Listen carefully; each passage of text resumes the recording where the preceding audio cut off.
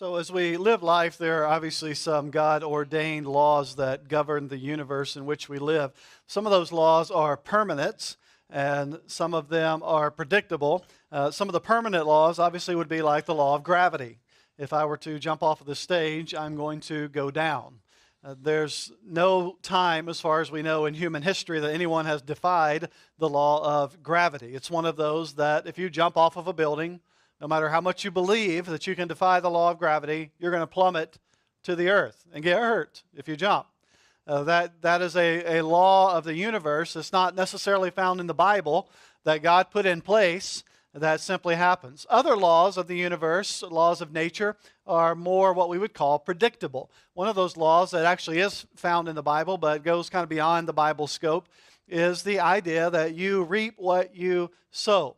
That there is a cause and effect element of the earth. If you do certain things, there are natural consequences to those things. That if you sow certain seeds, you're going to produce certain fruit. That is a predictable law that is not always a permanent law. Now, we live in a culture that basically says you get what you have coming. What goes around comes around. Actions have consequences. We live in a culture that law is very predictable. As Zach and I learned, if you pull for the Dallas Cowboys, you're going to have heartache. That's just reality. We have decided that, Zach and I have decided, the best thing that we can do for baby Levi in terms of sports is to dissuade him from becoming a Dallas Cowboys fan.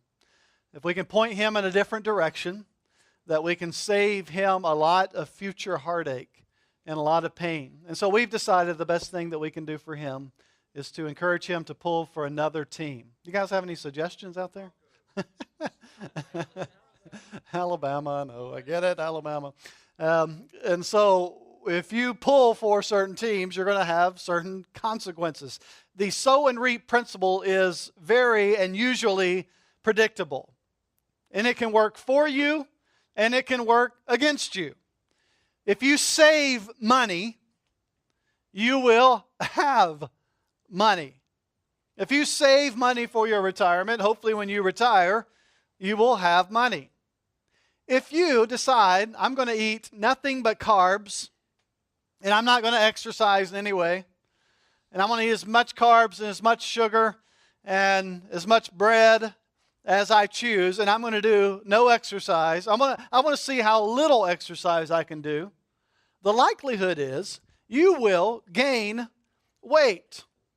If you commit crimes, there is a possibility that you will end up in jail or running for the President of the United States. I'm not sure which one.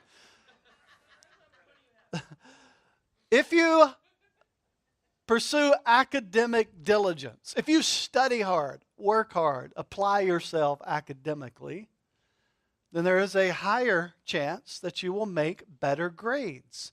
And if you don't apply yourself, and if you goof off in school or in college, then the likelihood that you're going to have the grades that you could have is narrow. Sow, reap, cause, effect. Now, there are exceptions to the sow-reap principle.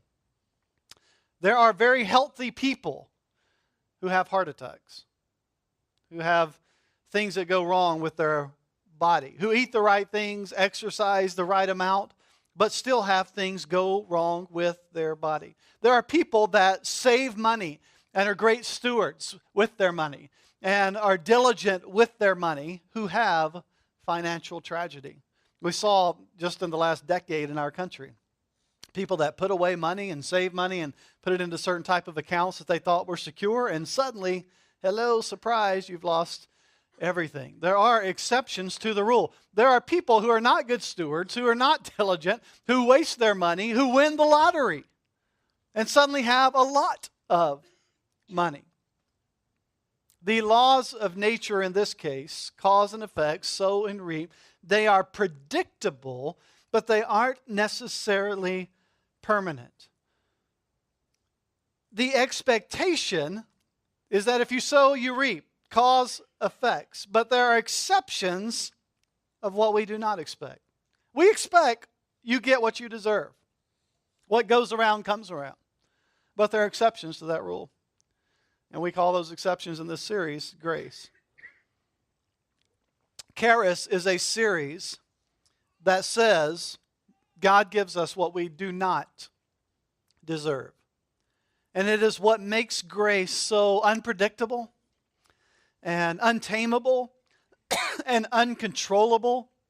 And as we've said, downright offensive at times. And just when we think we have it figured out, just when we think we have grace figured out, if I do this and don't do this, and just when we think we have it figured out, God always throws a curveball. He pursues the wrong people. And grace enters into the back alleys and the brothels and the locker rooms and the crack houses of the world.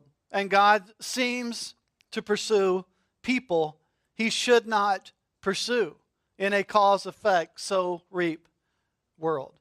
And it's what makes the biblical story at times very R-rated, very NC-17 at times, the biblical story. And today is one of those stories. It's in Genesis 38. We're a Bible teaching church here, so if you have a Bible, you can go to Genesis 38. It's where we're going to be.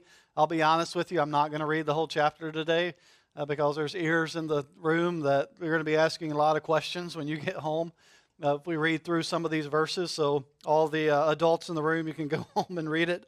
But this is one of those chapters that we tend to skip and we tend to ignore. I almost feel like teaching it today that I need to ask you to sign a waiver before we discuss it. Like what we're about to talk about, I'm not going to hold against Devin because it's in the Bible. But I'm not going to have you sign a waiver today before we talk about it. But Genesis 38 is one of the most obscene and smutty chapters in the Bible.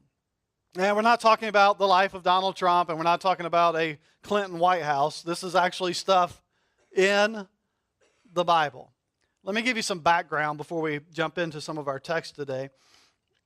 Genesis 38 is about a guy named Judah.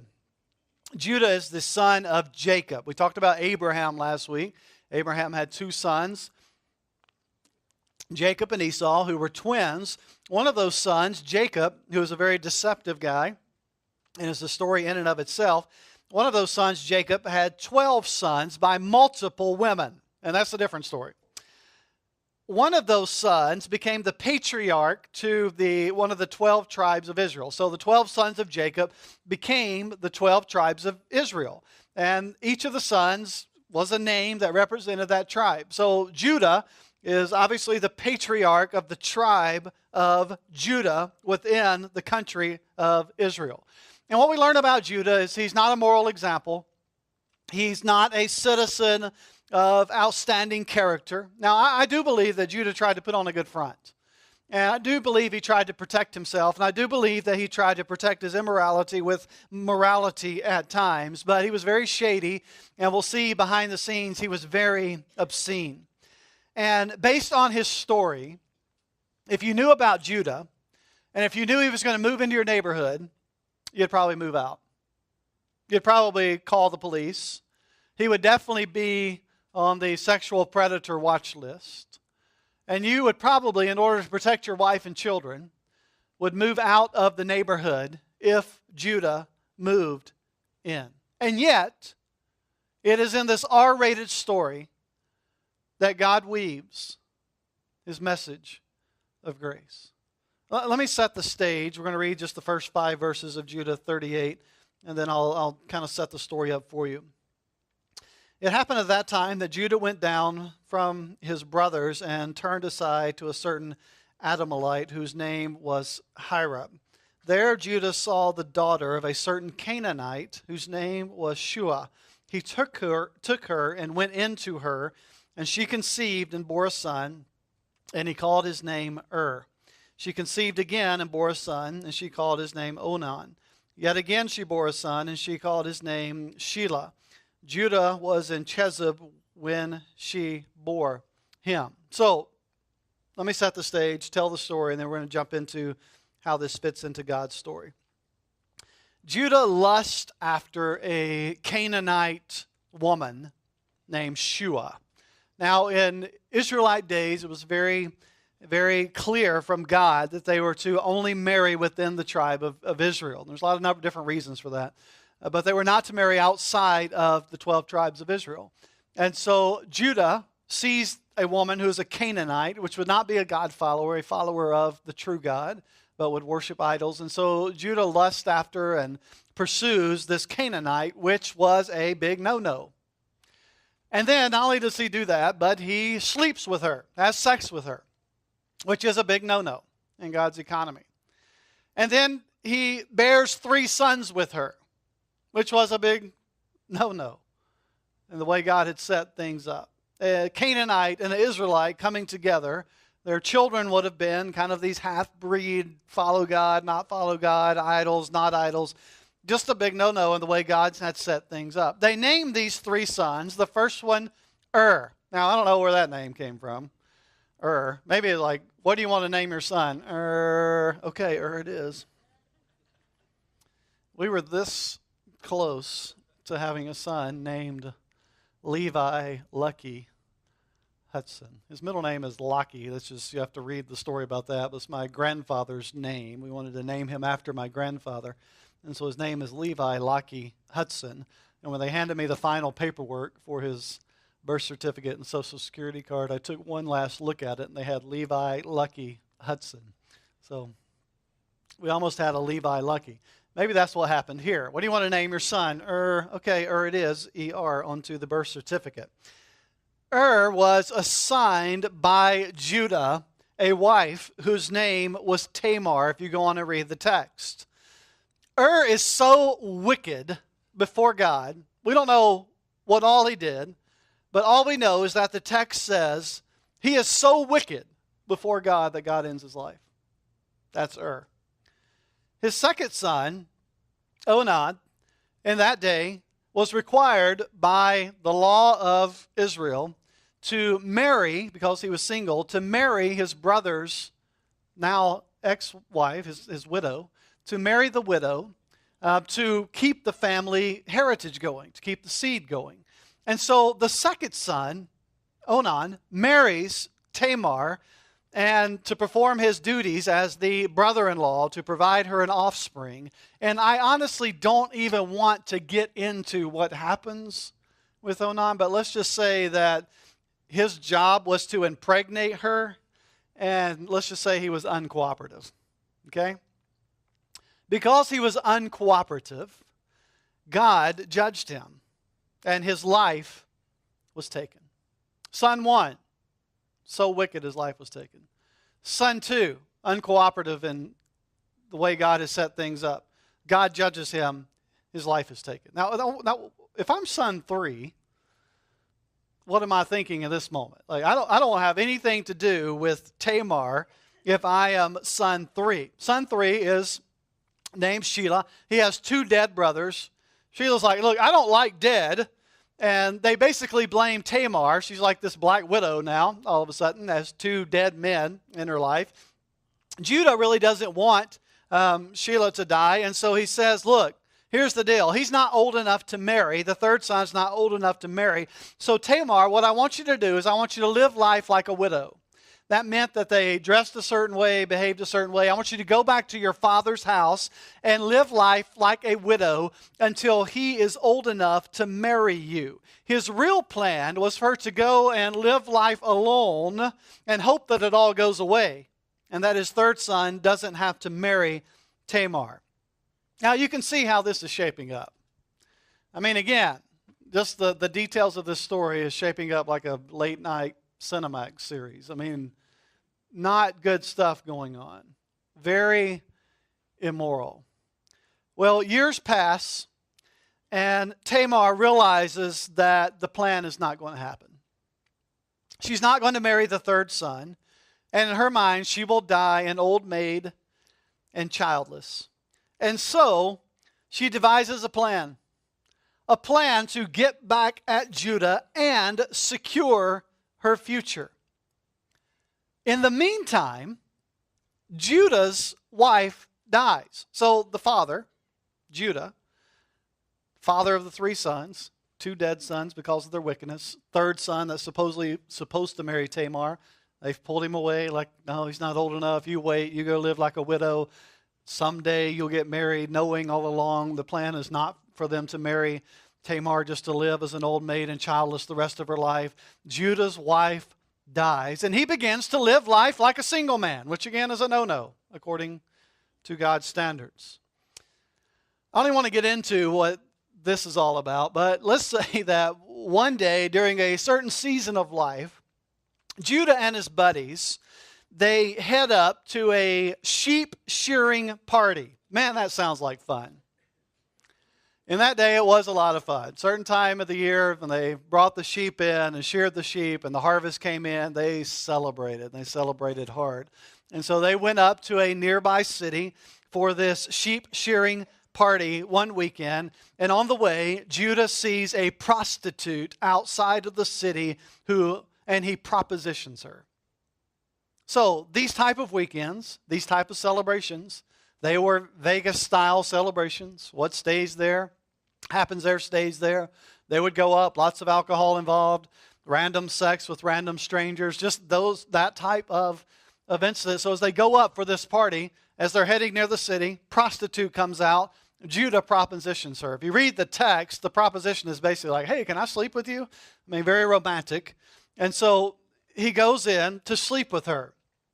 The going rate for a prostitute, evidently, in that day, in that time, in that place, the going rate was a goat, a single goat.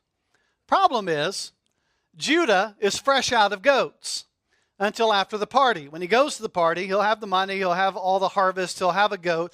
And so what he does is he agrees with this prostitute that he will put a deposit down, that he will sleep with her on credit.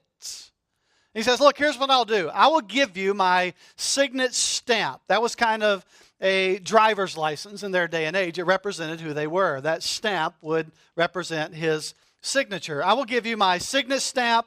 I'll give you my hand-carved staff, and I'll give you a piece of my clothing, the kind of the wrap that went around him. And so they agree to these terms. On credits, with this deposit of a signet stamp, a piece of your garment, and a staff, I agree to sleep with you. And so that's what happens. He sleeps with this prostitute. Goes in, finishes up the celebration, the sheep shearing party. After the party, he gets his goat and he sends his boys, he sends his posse back to pay this prostitute, but they cannot find her. She's gone. Judah breathes a sigh of relief. He said, look, had a good time. I get to keep my goat. I mean, I lost my driver's license and social security card, but I'll just go apply for those at the DMV and the birth certificate place, whatever that is that I can't think of right now. I'll just go apply for those and get it back. I'll go on with life. 3 months later, fast forward, guess who shows up? Tamar. Tamar, the daughter-in-law they had confined to her father's house, that he said, go live like a widow. Tamar shows up, and she's pregnant. And she has no husband. Look at Genesis 38, 24 through 26. About 3 months later, Judah was told, Tamar, your daughter-in-law, has been immoral. Moreover, she is pregnant by immorality. Look at Judah. And Judah said, bring her out and let her be burned. A lot of grace there. Let her be burned. As she was being brought out, she sent word to her father-in-law. By the man to whom these belong, I am pregnant. And she said, please identify who these are. The signet and the cord and the staff. Judah, I've got your social security card and driver's license with me.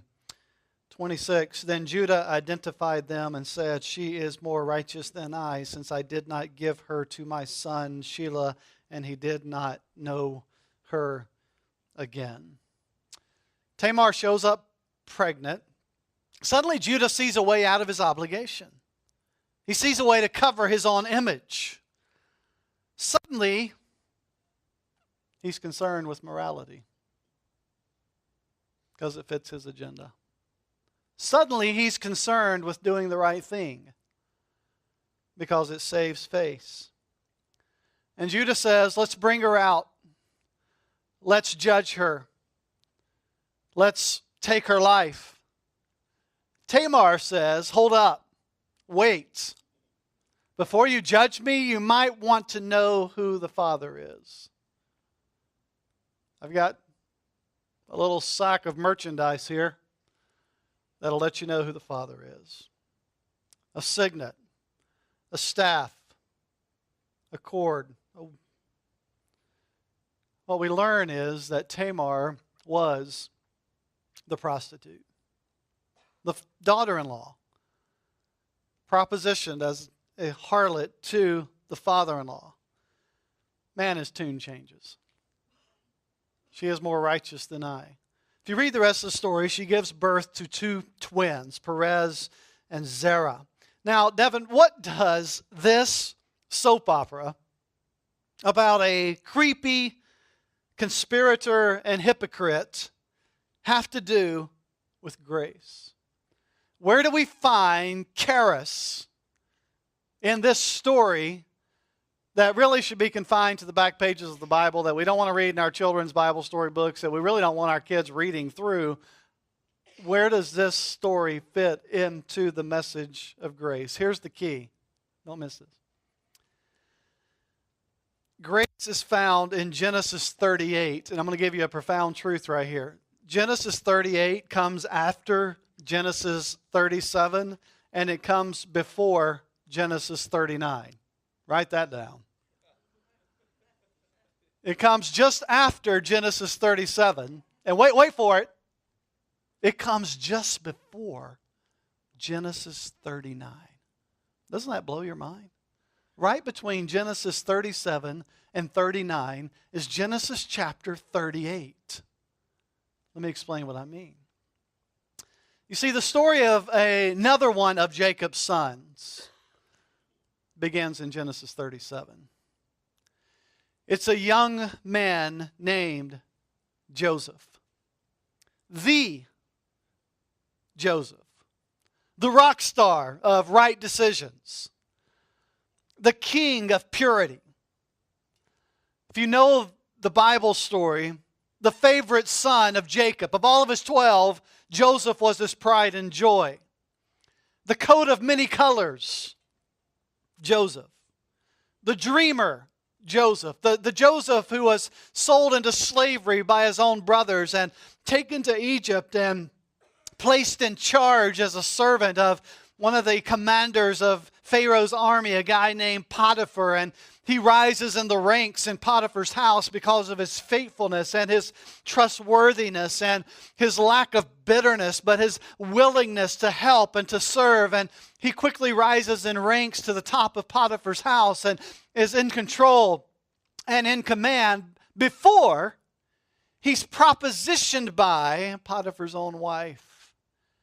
And in an act of complete purity, he says no to her and flees and runs away, leaving his garment in her hand, knowing the consequences. And sure enough, he's falsely accused of sexual assault and sexual harassment by Potiphar's own wife, and he's thrown into jail.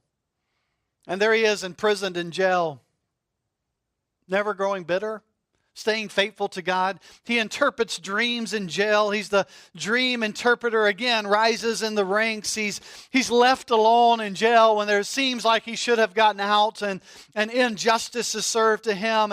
And finally, in an act of God's sovereignty, he's hauled before the very king of Egypt, the Pharaoh himself. And he interprets Pharaoh's dream, and Pharaoh says to him, Joseph, I want you to be my number 2 guy.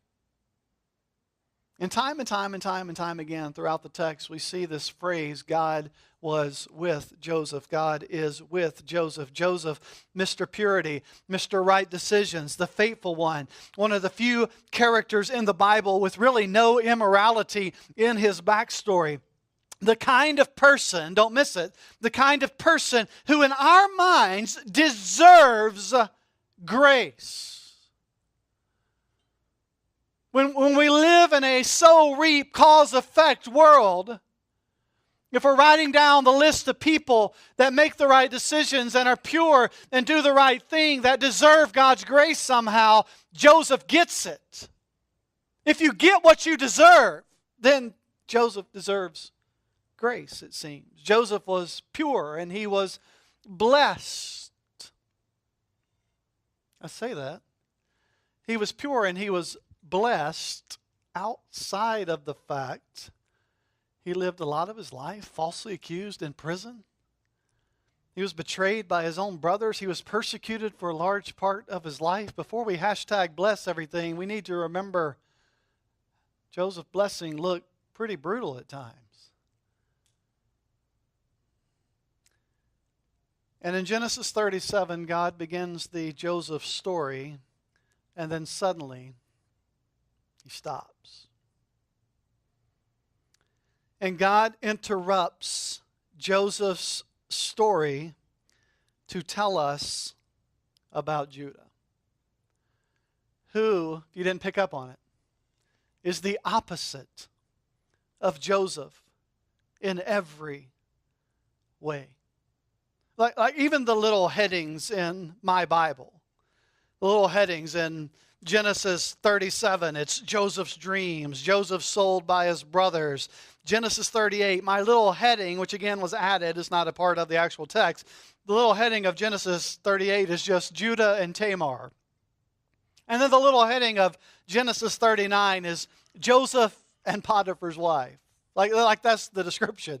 Judah and Tamar, Joseph and Potiphar's wife. But in that heading, Judah and Tamar, Joseph and Potiphar's wife could not be two people who are more opposite in every way. And it's like we've said from week one, if we read the Bible morally, which is how most of us tend to do it, if we read the Bible morally through a moral lens, as if the guys in the Old Testament, the ladies in the Old Testament, if the characters in the Old Testament were people that we're supposed to emulate, if we're reading the Bible morally, we read the story of Joseph and we take away from that, be like Joey, don't be like Judah. And let me say, that is wise advice. Like, obviously follow the example of Joseph, not Judah. But if we're reading the Bible morally, like the Bible's about me, and these are examples I'm supposed to follow, and be like Joseph, and don't be like Judah, if I'm reading the Bible morally, and I'll tell you, that's how I hear this story preached again and again and again. I hear people preach about Joseph, and they say, be pure like Joseph. Make good decisions like Joseph. Don't make bad decisions like Judah. And there is some truth to that, right? We take that to heart. But that's not the point of the story of grace. That's not the point of God's story of redemption. You see, grace is about God. It's not about Judah. It's not about Joseph. And when we read Joey's story, we see again and again God was with him through the good, through the bad, through jail, when he was in charge, when he was not in charge. There were times that I feel like Joseph probably wanted to say to God, like, stop being with me. Because every time you're with me, I end up falsely accused or in jail or somewhere that's not a happy place. The point of the Joseph story is not Joseph. The point of the story is God. That God is a God of grace. It's not about how good Joseph was or is. It is about how gracious God is in spite of life's circumstances. We're going to bring this full circle to a really big point I don't want you to miss. Here's the point of Judah. Here's the point of the interruption.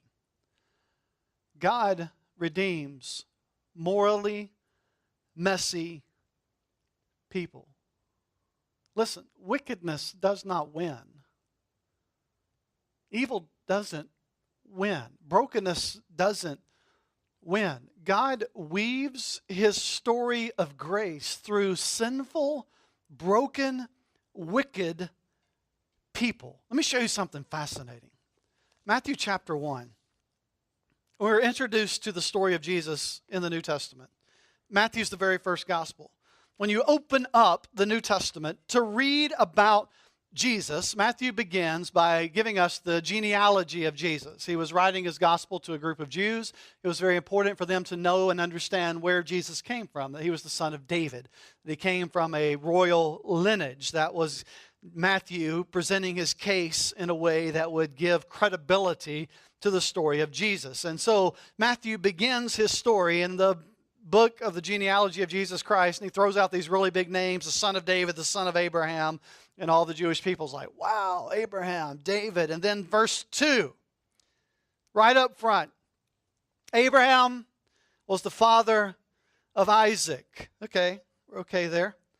Isaac, the father of Jacob. Okay, Abraham, Isaac, Jacob, that's the big three. The Old Testament, their names are always linked together. Abraham, Isaac, Jacob, a lot of Jewish history in those three names. We're safe. Abraham, Isaac, Jacob, and Jacob, verse 2, the father of who? Judah and his brothers. How many of them are there? There's 12 of them. And yet, Matthew, under the inspiration of the Holy Spirit, when he's penning the story, Abraham, Isaac, Jacob, Judah, and his brothers, he highlights Judah, not Joseph, not Mr. Purity, not Mr. Makes the right decisions, not I want my kid to be like Joseph. He highlights Judah. And he doesn't leave well enough alone. In case you didn't get it, let me tell you what Judah I'm talking about. Verse 3. And Judah, the father of Perez and Zerah by Tamar. There it is.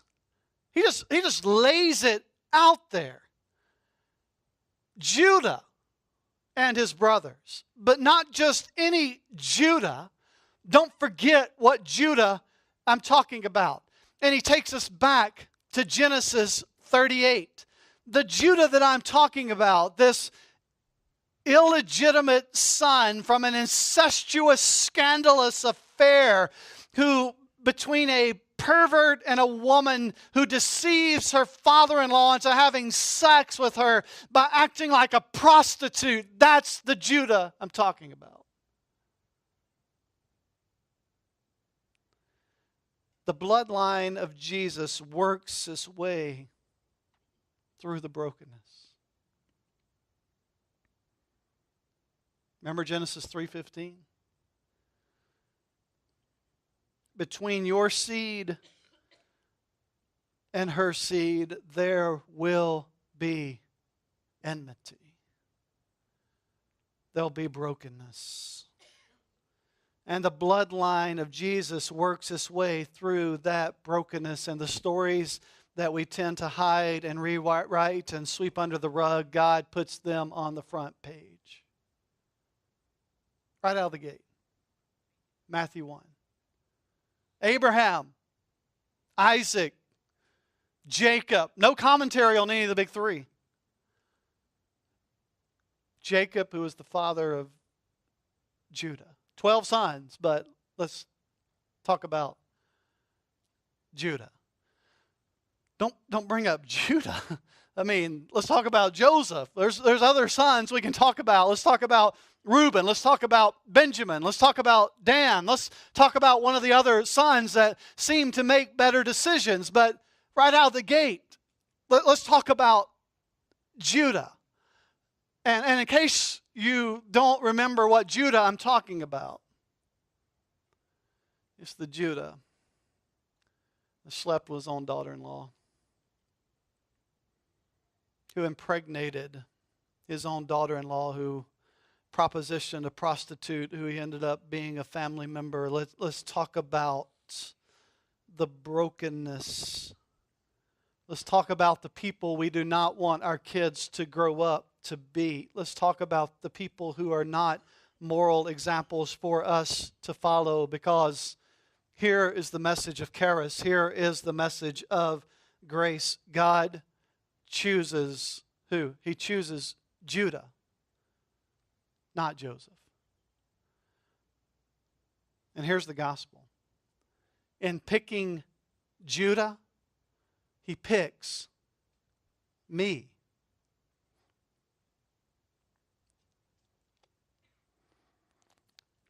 He picks you. We are Judah. We're Judah. So hear me clearly today. No mess that you have created or has been created for you can keep God from pursuing you. He aggressively pursues the wicked. Let's break this down into real life. What's Judah in 2016? You had a one-night stand, an affair, illicit, immoral sex when you shouldn't have, hired a prostitute, been a prostitute, sex before marriage, outside of marriage, have a child outside of marriage, addicted to porn, addicted to strip clubs, product of a one-night stand, product of an affair, single-parent home, sex outside of the boundaries, your story too dirty, too embarrassing, too humiliating, too secretive. God's coming after you. You are not outside of God's radical pursuit through grace. Grace pursues Judah. Grace pursues you. Grace pursues me. Grace pursues when it's scandalous and shocking and undeserving and offensive. Grace pursues the Judahs of the world. God's story is written in grace. God's story is written through the story of Judah. Some of you are hiding some sexual secret that has defined you internally and externally. And you think you're too dirty. And you think it's too immoral.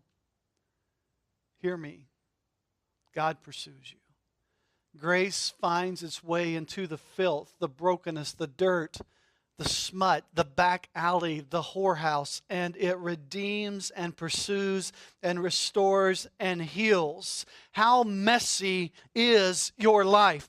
How messy was your life? How much guilt are you wearing? How much shame are you wearing? How much regret are you wearing? How big is your sin? Listen, grace is bigger. It's bigger. Your mess does not take God by surprise. He redeems messes for His purpose. Look, we don't celebrate sin, but we celebrate a God who redeems us from our sin. Step into His grace. Step into it. Step into a grace that pursues Judah's and Tamar's. Step into a grace that pursues me, that pursues you. Devin, you don't understand what I've done. I understand God writes His story through the Judahs of the world. Devin, you don't understand. My spouse doesn't even know. I understand that God writes His story of grace through the Judahs and the Tamars of the world. Devin, you don't understand. I hide my history.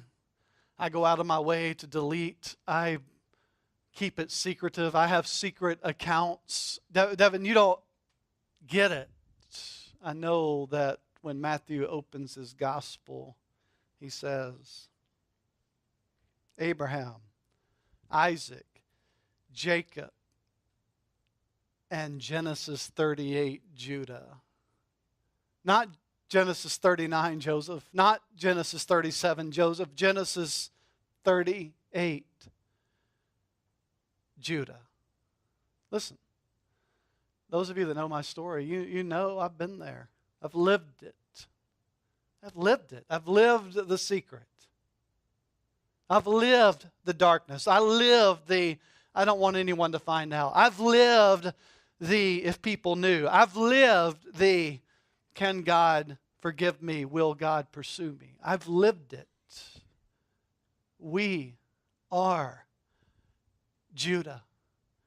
And God's grace is bigger than your sin, your struggle, your fear, your secretness. God's grace is bigger. And His story of Charis, His story of grace is written through the lives of people just like you and just like me. God weaves His grace through the mess. Step into it. Embrace it. God redeems. He heals. He restores. Judah's like me.